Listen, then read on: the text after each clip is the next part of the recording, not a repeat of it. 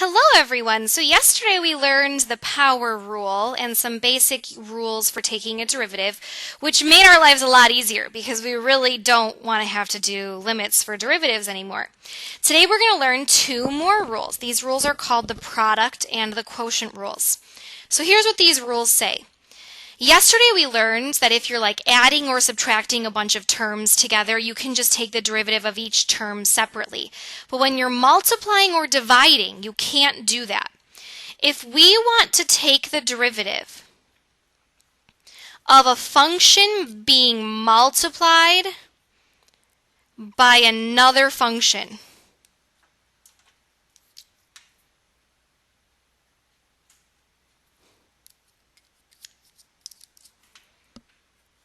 the key here is that they are being multiplied. Then the rule is you copy down the first function. You don't change anything. You don't take the derivative. You don't do anything weird. And then you multiply that by the derivative of the second function. Then you put a plus sign. And then you copy down the second function. Don't do anything. Don't take the derivative. Don't do anything weird. And then multiply by the derivative of the first function. I usually say first derivative of the second plus second derivative of the first. I'm going to say that one more time. First derivative of the second plus second derivative of the first. Now I want to do an example really quick to show you where this applies before we learn how to take the derivative of a division problem. So take a look down here at number 1. In this problem, we've got a multiplication problem, and we've got the first function here and the second function here. They're being multiplied together. So here is how we would get this derivative. We would copy down the first function. Don't change anything. Then we're going to take the derivative of the second function. So the derivative of x cubed would be 3x squared. The derivative of the number 3 is just 0, so it's just 3x squared. Plus, now we're going to copy down the second function. Don't change anything. X cubed plus 3. Take the derivative of the first function, 2x. Done. Now if we wanted to, we could simplify this.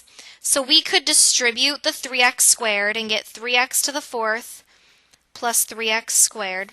And we could distribute the 2x and we could get plus 2x to the fourth plus 6x. And then we could combine like terms. So 3x to the fourth plus 2x to the fourth is 5x to the fourth plus 3x squared plus 6x. But all of that stuff is really just kind of like algebra stuff. The real calculus part is copy the first, derivative of the second, copy the second, derivative of the first. Now, what do you do if you have a division problem? So if you are ever trying to take the derivative of a division problem, so you've got a function divided by another function, then here's the rule. It's a little bit more complicated. Your answer is still going to be a fraction. On the top of the fraction, you're going to copy the bottom of the original. Don't take the derivative, don't change anything. Take the derivative of the top. Now minus, because it's a division problem, copy down the top, take the derivative of the bottom, and then on the bottom, you put the bottom function and you square it. Seems like a very complicated formula, doesn't it? It's hard to remember. The order matters, because it's a minus sign, you have to do the bottom first and then the derivative of the top and then the top and then the derivative of the bottom and then the bottom squared. It's really important that you know this. So I'm going to teach you a song so you learn it. I usually call the bottom function low, and I call the top function high. And another way to say derivative is d, so like d dx, dy over dx. D means derivative. So low d high minus the original high, so no d this time, high d low, because we're taking the derivative of the bottom, and then low squared goes below that in the bottom. Here's how the song goes. Now I'm going to warn you, tomorrow in class I'm going to make everybody stand up and sing this, and if you choose not to sing it with everybody, then you have to stand up and sing it by yourself. So listen very carefully. I'm just going to read you what's on the paper. If you've ever heard Old MacDonald Had a Farm, Old MacDonald had a farm, that's kind of how it goes. Ready? It goes low d high minus high d low, and low squared goes down below. Low d high minus high d low, and low squared goes down below. I'm going to do it one more time. Low d high minus high d low, and low squared goes down below. So let's try this. If we look at problem 2 is that we're going to actually have to use this rule because it's a division problem. So let's figure it out. Low d high, so x squared plus 1 goes on the top, and then the derivative of the top, so 2x. Low d high minus high d low, x squared minus 1 times the derivative of the bottom, and low squared goes down below. X squared plus 1, that whole thing squared.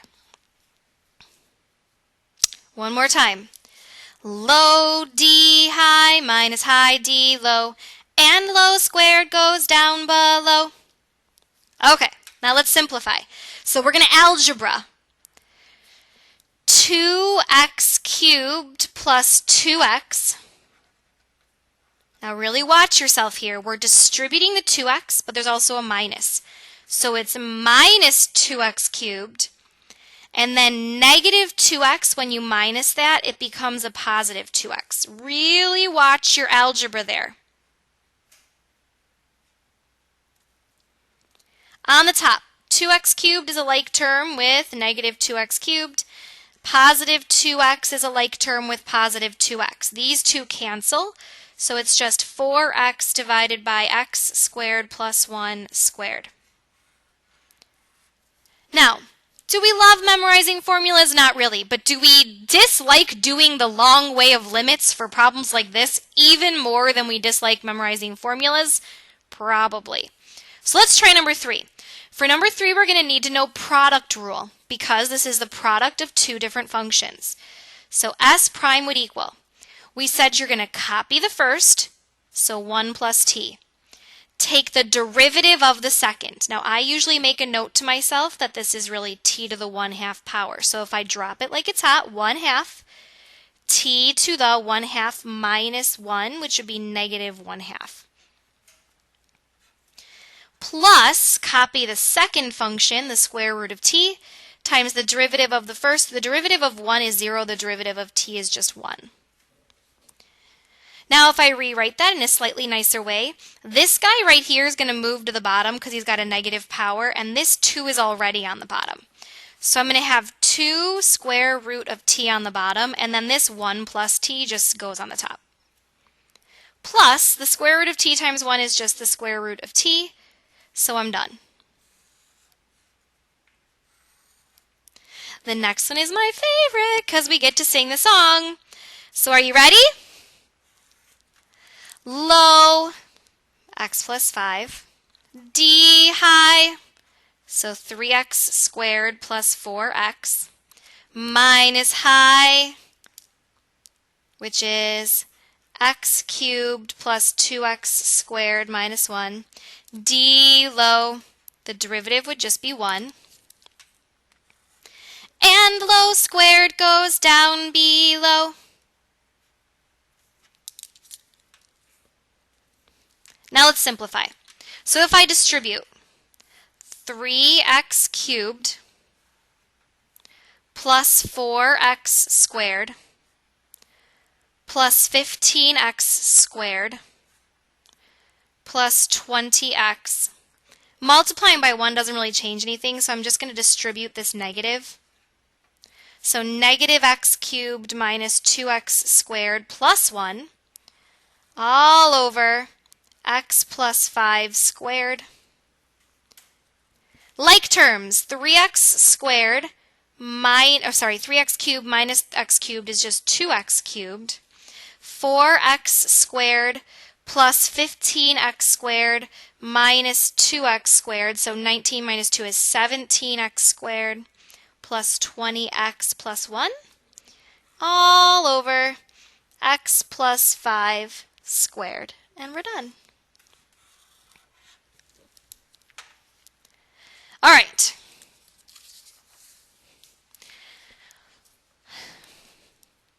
Sometimes it might seem like you need to use the quotient rule, you know, the whole low d high minus high d low thing, but it is really much easier if we can simplify the function first, and then we don't need to use the quotient rule.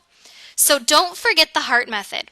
If there's only one term on the bottom, we can split this up and make it x squared divided by 2x plus 3 divided by 2x. The key here is that there's only one term on the bottom. This doesn't work unless there's only one term. That's why the heart has a point at the bottom. Now, if you simplify that, your new problem would be just 1/2 x, because one of these x's cancels, and this is dividing by 2 is a 1/2, plus 3 over 2x to the negative 1. I'm just rewriting that with a negative 1 power. Now, when I take the derivative, I just get 1/2 minus 3 over 2x to the negative 2 power. Which is a little bit easier than doing low d high minus high d low. In the end, does it really matter? No, and I don't really care which method you use. If you want to use quotient rule here, go for it. But I just wanted to show you that sometimes algebra can help you simplify before you actually end up doing it the long way. The last thing we're going to talk about is higher order derivatives. The derivative, or y prime, or f prime, is called the first derivative with respect to x. Sometimes we want to look at the second derivative. In other words, we take the derivative a second time. It's the derivative of the derivative. Just do it again. The second derivative, we write it as y double prime, or if you wanted to use the fraction notation, it would be d squared y over dx squared. If you wanted to keep taking derivatives, you could, and we call all of these things higher order derivatives, which we write as y, like if you wanted to do the third one, you would write the third prime, or d cubed y over dx cubed. Be very precise here. The squared goes by the d on the top and after the x on the bottom. The cubed goes by the d on the top and after the x on the bottom. So let's do it. It says find the first 5 derivatives. So, first derivative, drop it like it's hot, 12x cubed minus 6x squared plus 2x minus 4. Second derivative, f double prime, 36x squared minus 12x plus 2. Third derivative, 72x minus 12. Fourth derivative, don't forget that in Roman numerals 4 is IV. Just 72. Fifth derivative, 0. Now, those are not hard derivatives. Like, the whole point here is not necessarily the derivatives part, it's the notation part. So, let's try this one with dy over dx notation. Would be 3x squared minus 10x. We're finding the first 4, by the way. D squared y over dx squared would be 6x minus 10. D cubed y over dx cubed would be 6. and d fourth y over dx to the fourth, oops, I should put a 4 there, not Roman numerals anymore, I don't know what I'm doing, is 0. Again, the practice here is not really necessarily power rule. Like power rule at this point should be becoming pretty straightforward, but it's just the notation thing. All right, that's it. We'll see you tomorrow.